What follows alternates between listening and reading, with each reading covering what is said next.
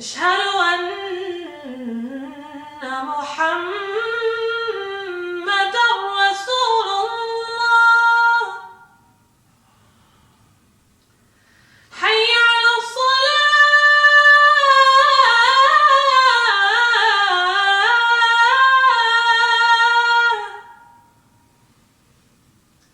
حي على الصلاة.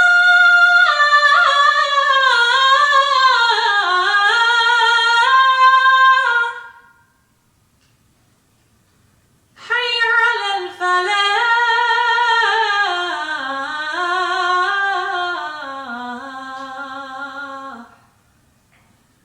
حي على الفلاح.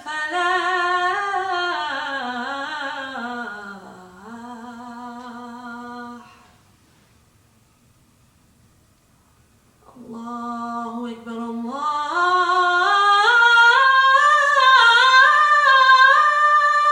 أكبر. لا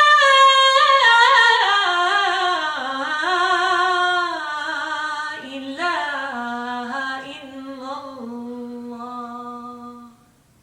السلام عليكم.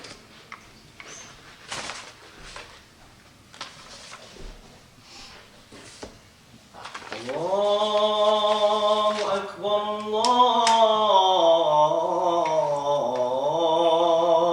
الله أكبر. الله أكبر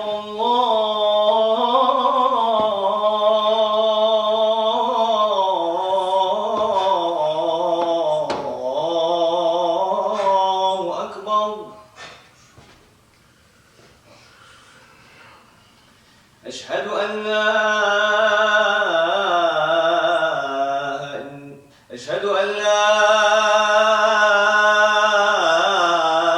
إله إلا الله.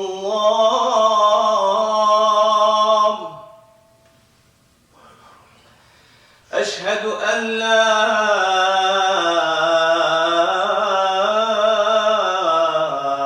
إله إلا الله.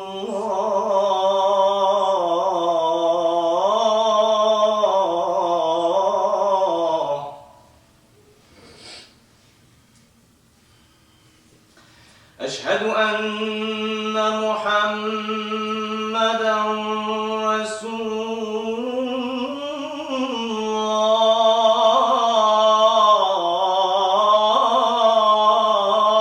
الله. أشهد أن محمدًا رسول الله.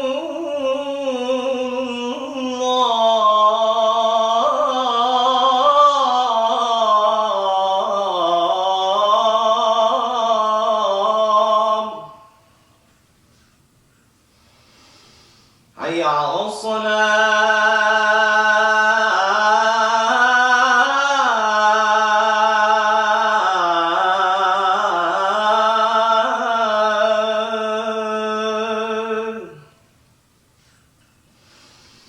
حي على الصلاة.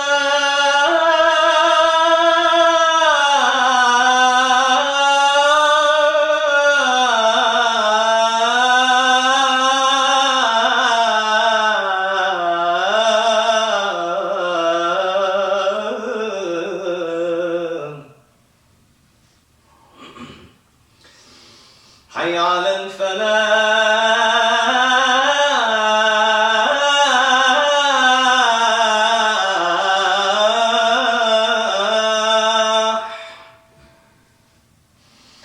حي على الفلاح.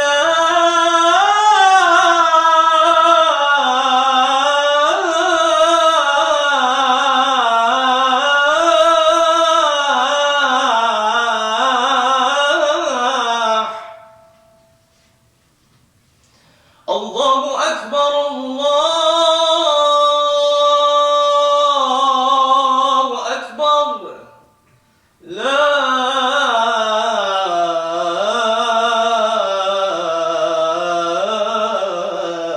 إله إلا الله. بسم الله الرحمن الرحيم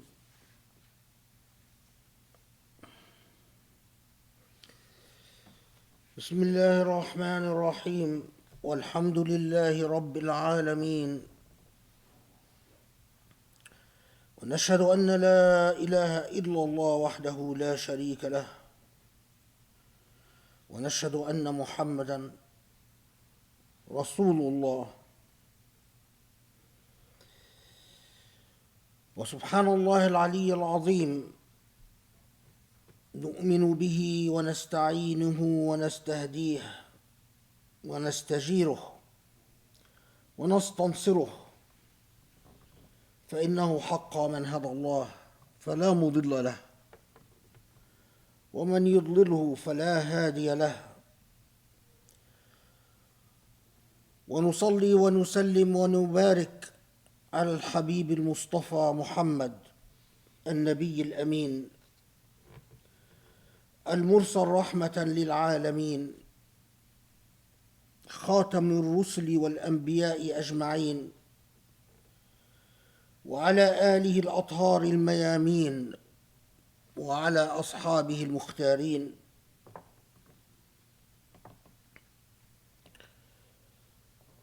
اللهم يا علي يا عظيم اللهم نسألك أن تقسم لنا من خشيتك ما يحول بيننا وبين معاصيك وأن تقسم لنا من رحمتك ما يقربنا من طاعتك وأن ترزقنا من اليقين ما يهون علينا مصائب الدنيا وأحداثها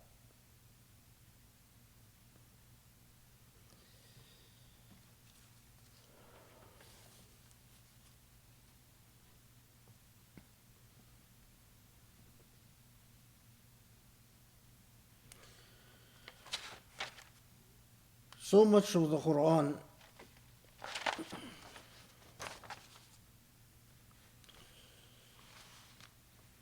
is truly like the voice of conscience placed within a text that exists in conversation with those who take the text as a companion. Those who approach the Quran on the basis of an alienated relationship, like those who approach the Quran expecting it to adopt the declaratory voice of a commander-in-chief, as if barking orders to subservience, who will then take these orders forth. In this type of relationship, whoever engages the Quran in this fashion will invariably be disappointed or misled or both. The Quran is very much like an eternal, immutable companion. It exists in conversation. But what you get from this conversation depends a great deal on the moral agent that is seeking the companionship of the Quran. To what extent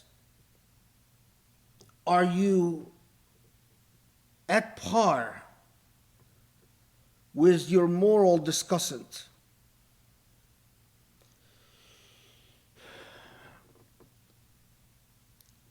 Imagine the Quran is like an energy source that exists in our world. This energy is a constant reminder of what is moral and what is good and what is decent. It is a constant reminder for what is innate and immutable and eternal in us human beings. It is not there to preach a political theory or a political ideology. It is not there to make fanciful philosophical arguments. It is not there to score points of logic. It is very much there, like the voice of an internal conscience, constantly speaking to you. But again, how much you hear from your interlocutor, how much you get from this interlocutor, depends on you, the agent who is engaging this voice of conscience. Are you at the morality and ethical level that you can truly discuss, can truly engage, and truly understand what your interlocutor is saying?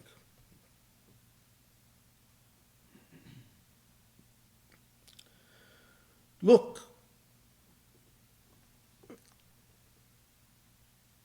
when Allah subhanahu wa ta'ala tells us in Surah Ibrahim, يثبت الله الذين آمنوا بالقول الثابت في الحياة الدنيا وفي الآخرة ويضل الله الظالمين ويفعل الله ما يشاء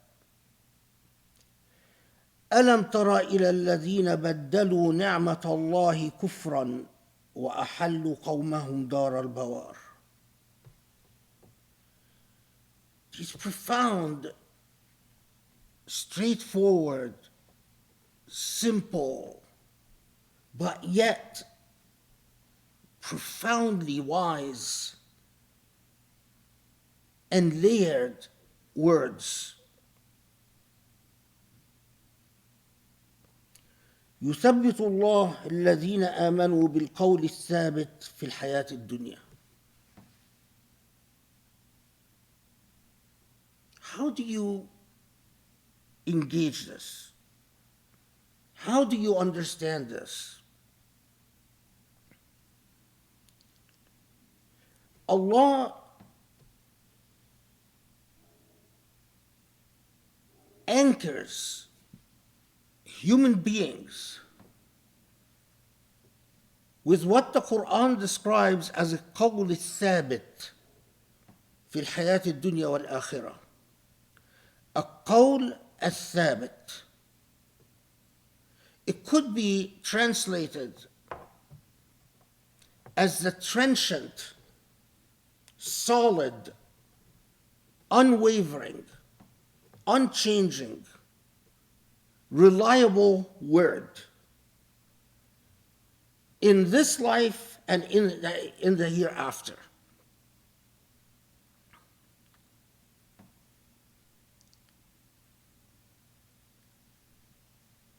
وَيُضِلُّ اللَّهُ الظَّالِمِينَ. Perhaps in order to fully comprehend what Allah is telling us with a qawl thabit, we must reflect on what the rest of the ayah says, that the zalim, those who are inequitable, unjust, unfair, those who do not understand what a balance of rights and duties is those who do not understand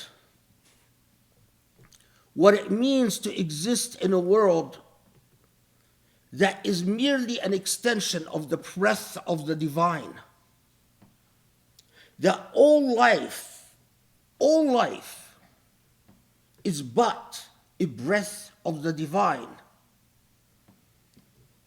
Those who are inequitable and unjust towards themselves, or towards others, or towards both, those who are unjust towards their Maker,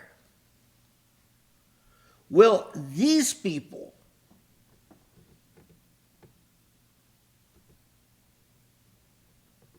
what Allah describes as a Qawl Thabit eludes them. They are not anchored, not stabilized, not rooted by Qawl Thabit. So what is Al-Qawl Thabit? Well, a Qawl Thabit is everything that anchors a human being in a just existence, in an existence in which a human being is just towards oneself, a human being is just towards others, and a human being is just towards creation, and a human being is just towards the very principle of existence. And why does Allah describe it as a Qawl Thabit, the entrenched, solid, rooted word?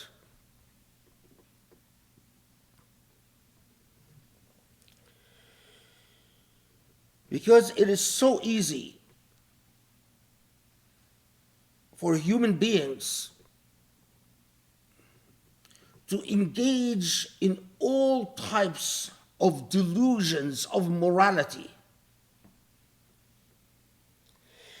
if their sense of the ethical is rooted in the owner of this universe.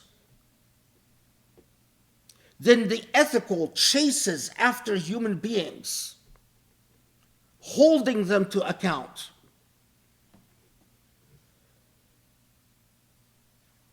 But if the ethical is not entrenched in anything beyond human intentionality and human will,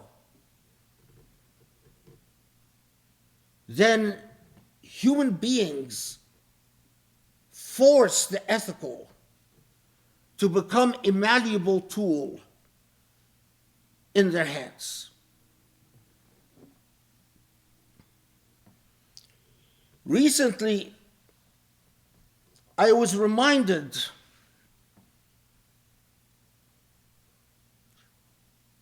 by the endless ideological spewing of pundits that are very good at pretending to be scholars, like Neil Ferguson and Douglas Murray. And Neil Ferguson and Douglas Murray were engaging in what has become customary and habitual for them to engage in. They were citing Ayan Hirsi Ali and an Egyptian guy in Germany, his name Abdul Samad something, as living examples of how Judeo-Christian values are Judeo-Christian values, and that Judeo-Christian values are superior to all else, and that Judeo-Christian values are distinct and separate from Muslim values or Islamic values. And of course, citing the native informant like Ayan Hershey Ali and this Abdus Samad guy in Germany, who excel in self-flagellating before the white man, in confessing how inferior the Islamic civilization and the Islamic experience and Islamic values are to the Western counterpart.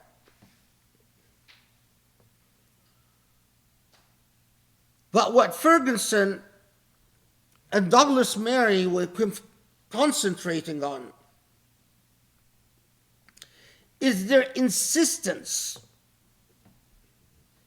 that the very concept of human rights and the entire edifice of human rights is a product of the Enlightenment in Europe, directly rooted in what they describe as the Judeo-Christian civilization, which they often sound like saying it even goes back in terms of its roots to the Roman Empire in Western Europe. And at times they sound, or they're not clear about whether the Byzantine Empire in the eastern part of Europe is part of this Judeo-Christian value system or not. Anyway, what was striking to me is that as they recounted the history of human rights and the development of the so-called Judeo-Christian basis for human rights,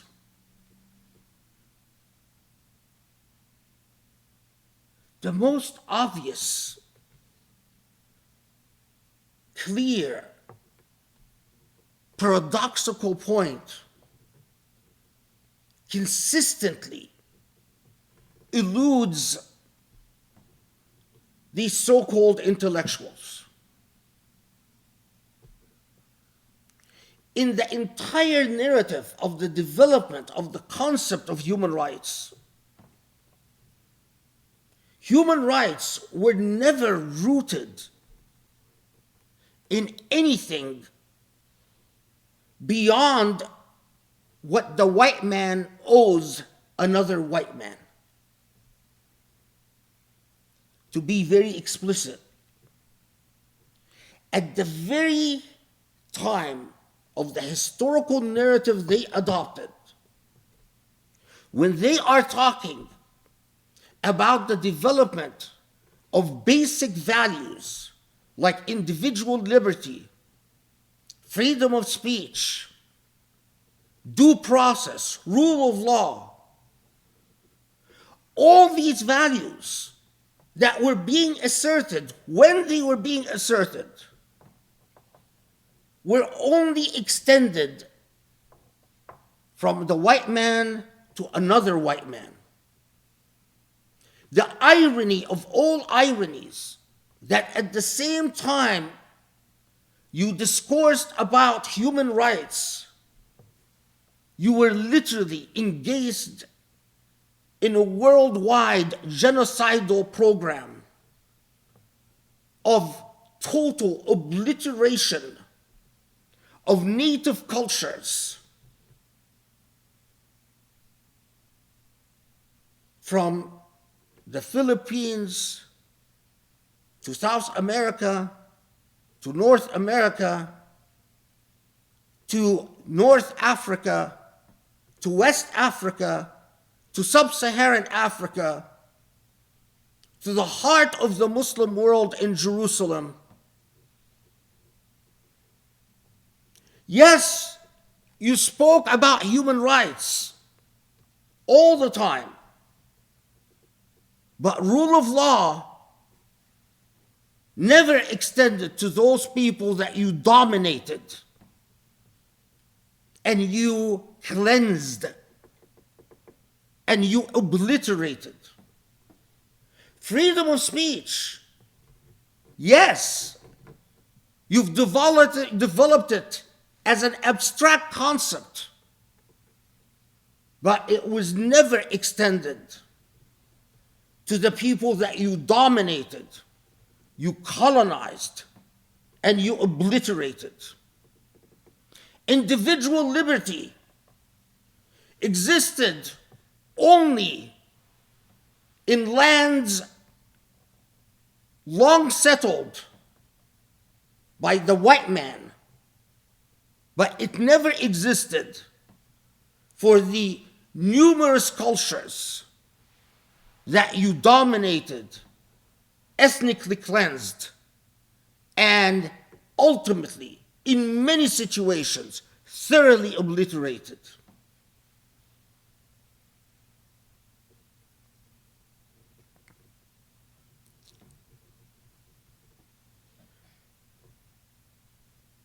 That simple contradiction. If Muslims did not have a colonized mind, if Muslims did not have a colonized mind, they would be able to re-engage Islamic history. And they would see something that is quite profound and very unsettling to the Western conscience, or the conscience of the colonizer. The Islamic civilization, because values were anchored in the divine, was never able to declare abstract values and relying on the abstraction of these values, privilege only Muslims with these asserted values and not worry about the denial of these values to the other. Put quite simply, what is remarkable about the Islamic civilization is that it was never able to indulge in this ultimately inconsistent position that says, I have a right to exist, but you don't. And despite of the obvious contradiction in this position, I'm going to go around pretending that there is no contradiction, and that there is no paradox, and there is no inconsistency.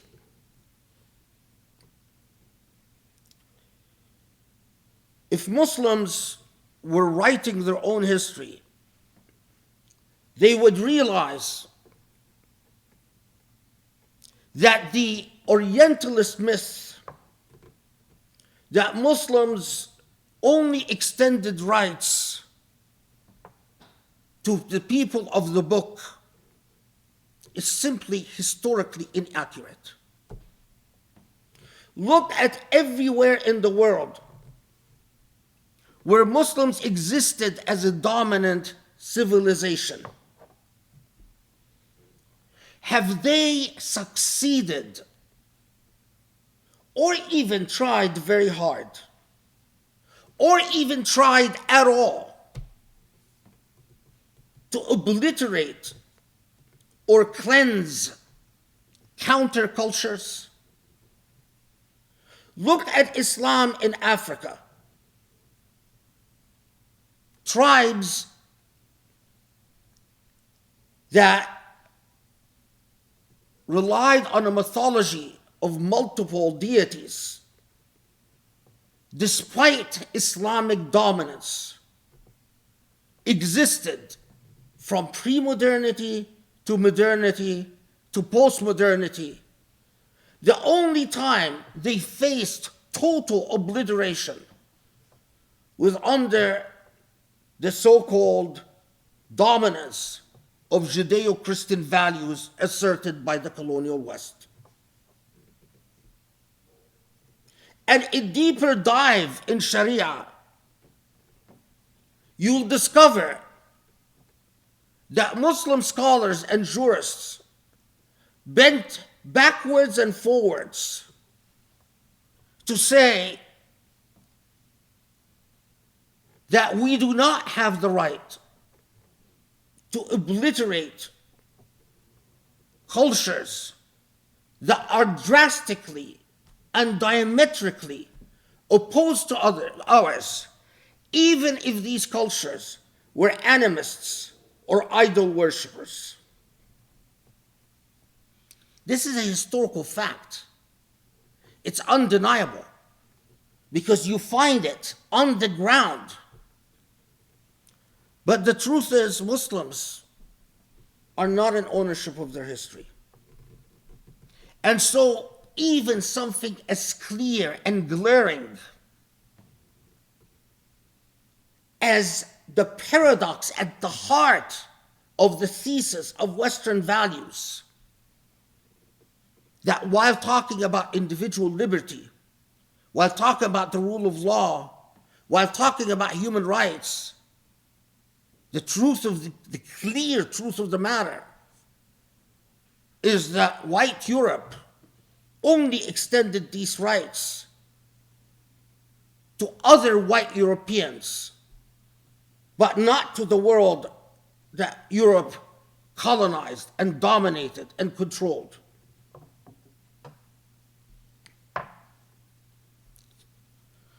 You might be thinking, why bring up this matter again now?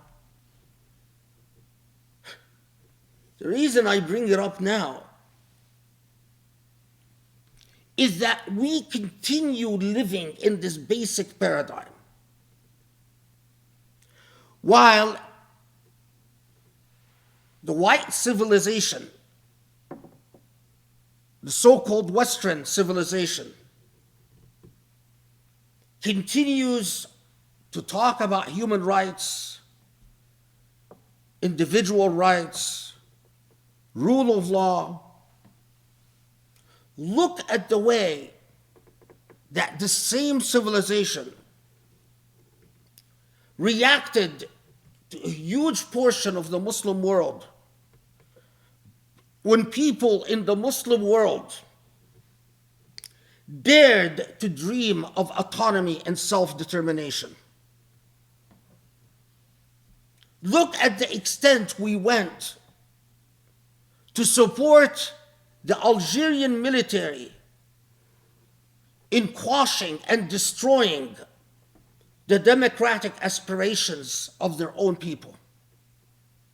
Look at what we've done with Tunisia and the extent to which we've pushed Tunisia towards dictatorship. While we continue talking about rule of law and human rights, blah, blah, blah, and so on. But anchored in the soul of the West is the racist paradigm that this is to be for us.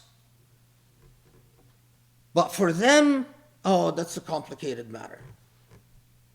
Look at the extent to which we've gone in supporting the fascist Egyptian military in completely obliterating the democratic aspirations that flared up in Egypt. Look at the recent Biden trip to Egypt, walking arm in arm with a habitual human rights violator, President Sisi of Egypt. One of the worst human rights violators existing in the world today. Yet, Biden walked with him arm in arm. Nancy Pelosi warmly greeted him. Look at the way that we dance around the human rights abuses committed by Saudi Arabia and the Saudi government. Look at the way we look the other way when it comes to the human rights record of the United Arab Emirates and Saudi Arabia, as long as their policies keep Israel happy. Look at the way that we've summed up the entire Middle East in a very simple policy.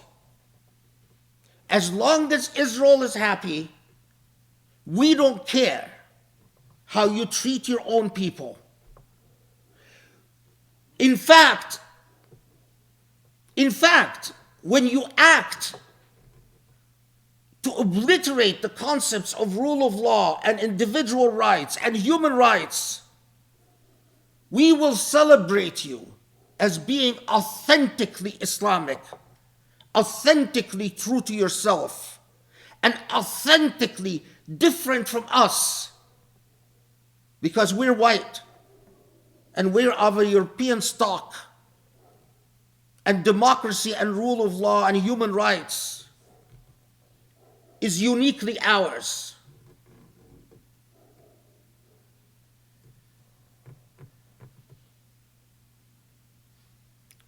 Look at the paradox and the contradiction in all of this.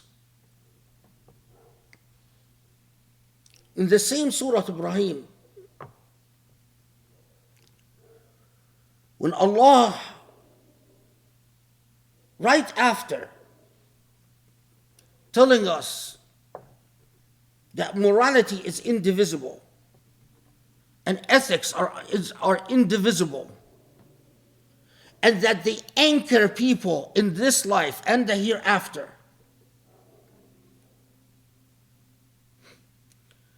Allah warns us about those بدلوا نعمة الله كفرا وأحلوا قومهم دار البوار.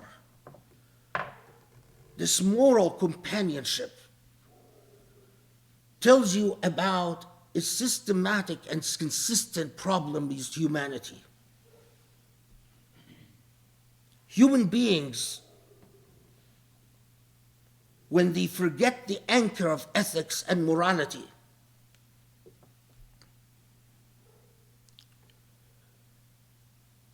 they tend to follow those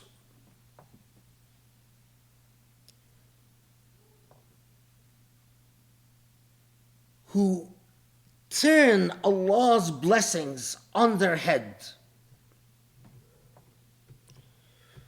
Those who take Allah's blessings for granted. Those who obfuscate moral standards of justice and the ethics of justice and the ethics that counter dhulm, injustice. And when they do so, أحلوا قومهم دار البوار, they destine their own people to become morally bankrupt and ultimately an utter failure at the social and moral level.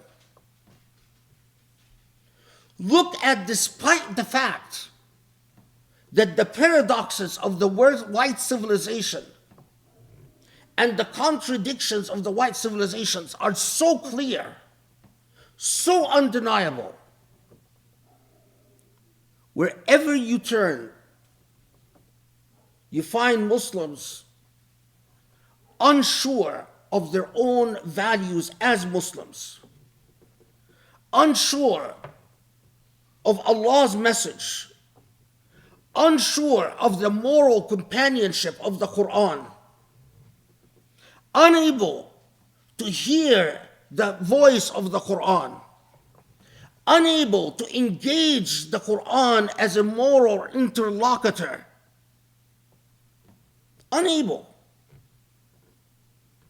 And as a result, what they end up with, a remarkable expression Remarkable expression. Dar al-Bawar. It's like saying you end up with bankruptcy. Al-Bawar is vacancy, emptiness, hopelessness, literally bankruptcy.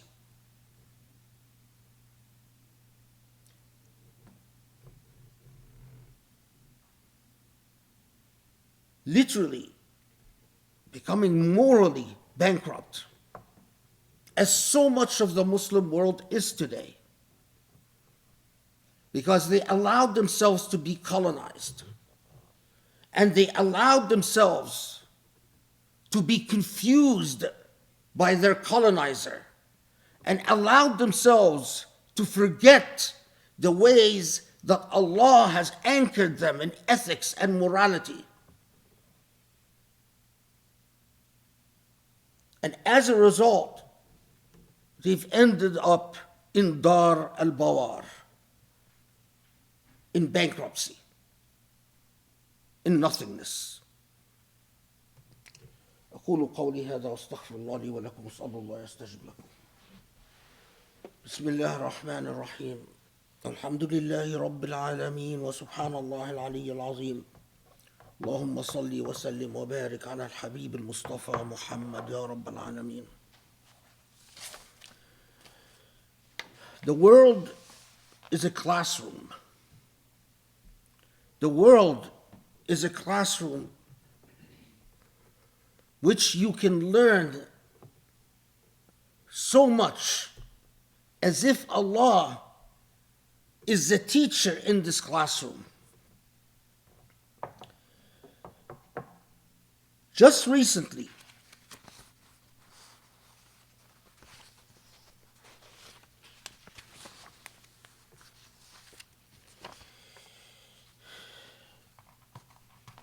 I watched a film on Netflix. The film is called Farha.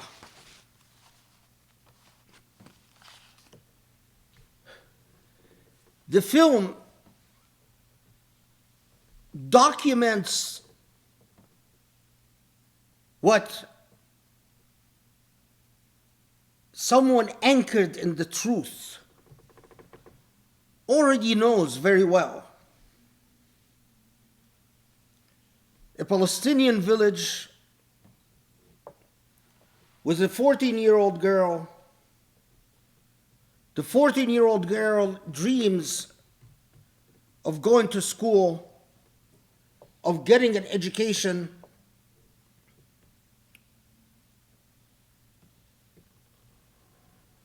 When Jewish settlers that will colonize Palestine attack her village, her father, in order to protect her, hides her away in a storage area. But she never sees her father again. His body is never found, and she doesn't know whatever happened to her father, likely killed by Israeli attackers. From her hiding spot, she witnesses the massacre of a Palestinian family, father, mother, and children. Eventually, Farha, the 14-year-old girl, escapes to become a Palestinian refugee.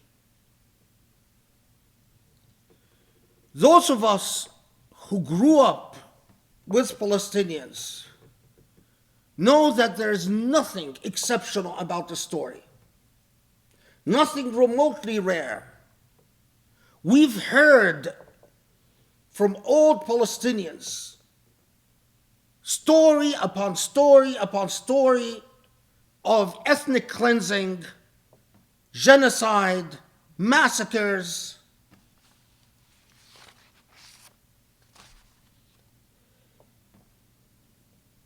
of course, the Western civilization that, according to Neil Ferguson and Douglas Murray, honors and respects freedom of speech so much, supporters of Israel are on a tirade to punish Netflix for daring to show this movie and to silence the voice of survivors and victims who have suffered through a genocide. 75 years after the occurrence of the ethnic cleansing of Palestine, a little voice that talks about a single experience, and the so-called liberal, human rights anchored conscience of the West struggles to just hear this little testimony. Listen to this. It just so happened that Farha is not the only movie that was released these days. There is another movie called Tantura. Tantura is a movie that records how Israeli forces attacked the village of Tantura, massacred its inhabitants like Deir Yassin, men, women, and children, and obliterated and wiped out the village of Tantura off the map. Yet, in 2011, Israel passed a law penalizing anyone who commemorates the day of its establishment, penalizing anyone who talks about the atrocities committed against Palestinians on that day.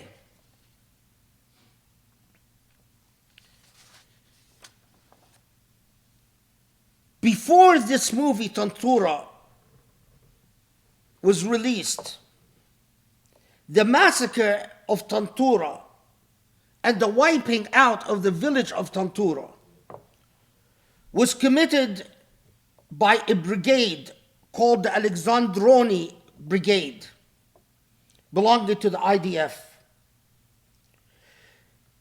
The people who committed this massacre and people who served in this brigade were still alive when a student in the 1990s called Teddy Katz, an Israeli graduate student, interviewed members of the IDF's Alexandroni Brigade, the unit that carried out the massacre, and wrote a thesis based on their testimonies. What happened to Teddy Katz? He was destroyed for it. He was taken to court, forced to retract his thesis and to apologize, and he never got his degree. Israel and the persecutors of Teddy Katz, like those who are persecutors of the makers of Tantura today, and those who are persecuting the makers of Farha today, simply do not care. They hold on to the myth surrounding the founding of Israel.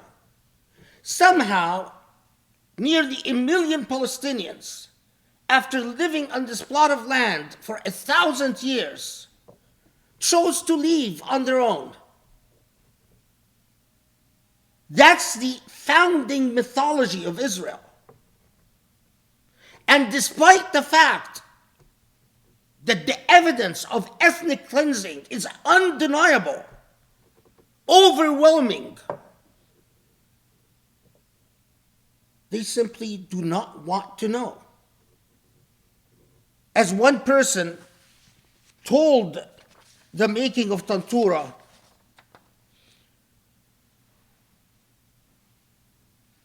we all know this happened, but why bring it up?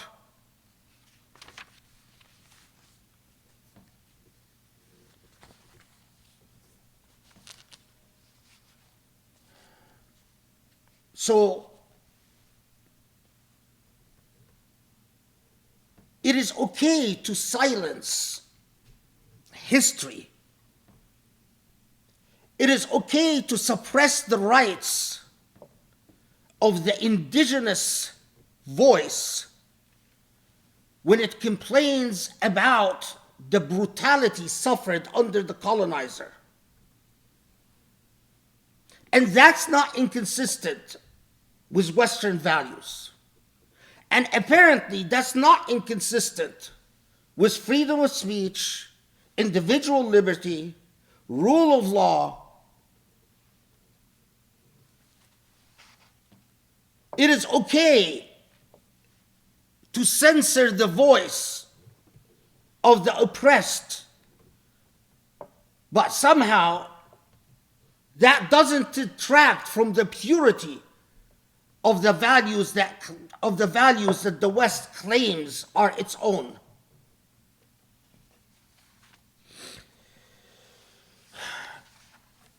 As we speak,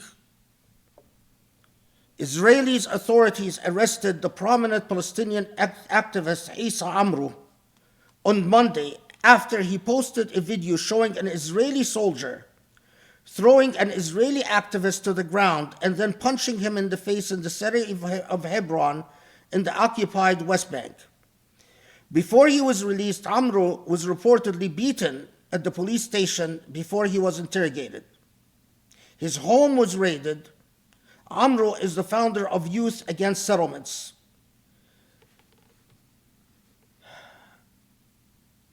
Meanwhile, as Israel, at the same moment that Israeli activists are yelling and screaming about Farha, claiming that Farha is full of lies, and yelling and screaming about Tantura, and saying it's full of lies, the irony of ironies.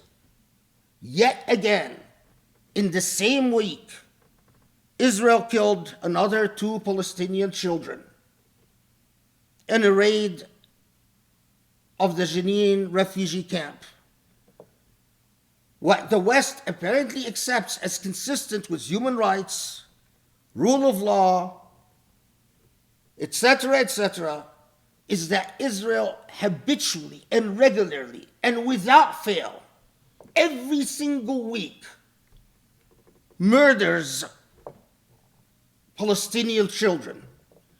At the very moment that they say, how dare you accuse us of having killed innocent people, they are doing it at the very same moment that they're proclaiming their innocence. It is remarkable.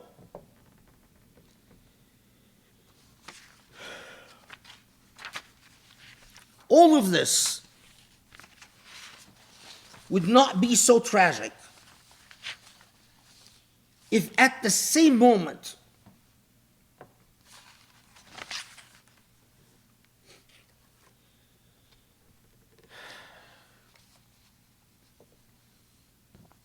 perhaps I can understand the historical confusion of the West because of the legacy of colonialism. But what is truly difficult to understand is how the Muslim conscience have somehow internalized the paradigms of subjugation. At the very moment that Israel wants to wash away the crimes of its own founding and its own establishment. Israel elects the most far-right government to date.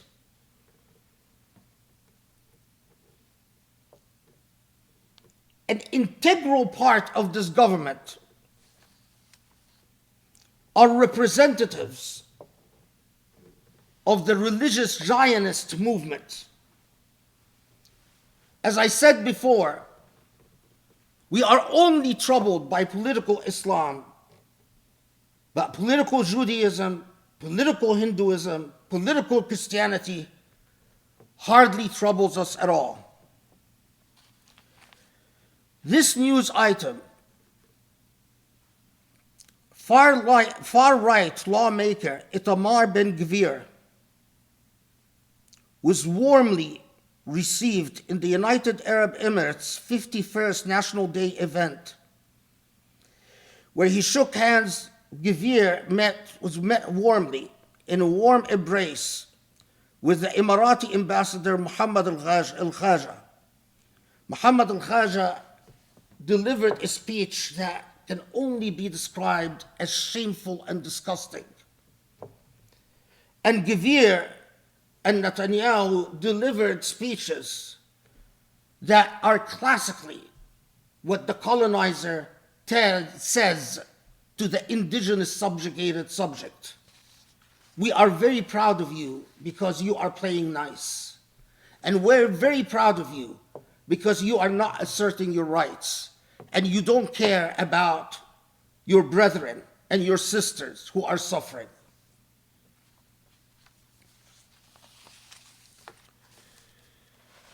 What is truly amazing, I am not so troubled by the hypocrisy of the hypocrisy found in the colonizer's voice. The colonizer, in order to survive their own moral contradictions, in order not to be crushed by the voice of their own conscience, they do what is expected. They ignore the voice of the victim. They embrace contradictory positions, moral paradoxes, and do everything possible to ignore the power of the paradox and the inconsistency. They'll talk about freedom of speech and how they alone understand freedom of speech, while simultaneously at the same moment silencing the voice of the victim and the indigenous subject. And they're not troubled by it. I am not troubled and confused by that. What is hard to accept are those Muslims who literally fit the Quranic description. أَحَلُّ قَوْمَهُمْ دَارَ الْبَوَارِ. They are navigating, steering their own people towards absolute moral bankruptness and moral bankruptness. Muslims who, as they see how far the colonizer will go to protect their own myth and their own lies, how active they will become in maligning and attacking those who want to shed light upon the truth. What are Muslims doing? Are they marshalling to support the makers of a movie like Farha? Absolutely not. All Israel needed to do is make an appeal to its supporters to trash the movie and check online the type of reviews the movie is getting.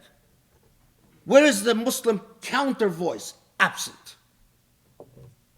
Are they supporting the voice of those who made the movie Antantura? Absolutely not. What are they doing? Consider this, because it is a bit astounding. Ronaldo is close to signing a $500 million contract with the Saudi team Al Nasr. We are responding, we are rising to the challenge of asserting ourselves in the world by paying a soccer football player, $500 million for the vanity of playing on our team. Is there a more fitting description of أحلوا قومهم دار البوار? Imagine the voice of the Quran as an interlocutor, as a companion. And the Quran sadly looks upon the world we live in, watches the lies and the contradictions, the paradoxes, the nonsense that is spewed off about lofty humanistic values. And then the Quran comes and alerts your gaze to what Muslims are doing. They're spending $500 million to get a soccer player. And then the Quran reminds you of how human beings are the ones who navigate themselves into the path of ruin, the path of meaninglessness, the path of moral emptiness. One final word. Imagine if this money went to fighting Islamophobia. Imagine if this money went to supporting the expression of the truth about what Israeli settlers did to Palestinians, the ethnic cleansing of Palestine, the racism and genocidal violence committed against Palestinians. Imagine if this money would have gone to supporting cutting-edge historical research on the Islamic civilization. Imagine if this money would have gone to technological research that helps uplift Muslims from the state of backwardness and powerlessness. Imagine. أحلوا قومهم دار البوار. That's what Allah has to say to us. اللهم اغفر لنا، اللهم ارحمنا، اللهم اعف عنا، اللهم اهدنا لأقرب من هذا رشدا يا علي يا عظيم يا رحمن يا رحيم. Allah forgive our sins. Allah guide us to the straight path, towards the path of truth, the path of enlightenment, the path of moral growth, Ya Allah. Allah, do not make us among those who follow their leaders to a state of moral bankruptness and emptiness and ethical destruction. Ya Ali, Ya Azim, Ya Rabbal Alameen, guide us to the light, Ya Allah. وصلي وسلم وبارك على محمد وعلى آله وصحبه وأقم الصلاة.